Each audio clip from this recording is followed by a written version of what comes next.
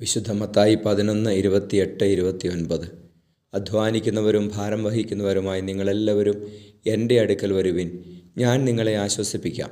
ഞാൻ ശാന്തശീലനും വിനീതഹൃദയനുമാകയാൽ എൻ്റെ നുകം വഹിക്കുകയും എന്നിൽ നിന്ന് പഠിക്കുകയും ചെയ്യുവിൻ, അപ്പോൾ നിങ്ങൾക്ക് ആശ്വാസം ലഭിക്കും.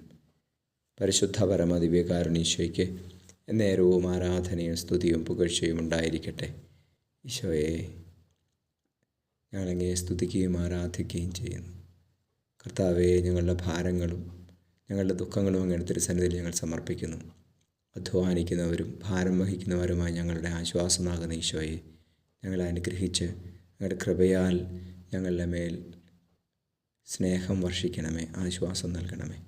Hallelujah, hallelujah, hallelujah. നമ്മുടെ കർത്താവ് ശംശിഹായുടെ കൃപയും പിതാവായ ദൈവത്തിൻ്റെ സ്നേഹവും പരിശുദ്ധാത്മാവിൻ്റെ സഹവാസവും നിങ്ങളോടുകൂടി ഉണ്ടായിരിക്കട്ടെ, ഇപ്പോഴും എപ്പോഴും എന്നേക്കും. ആമേൻ.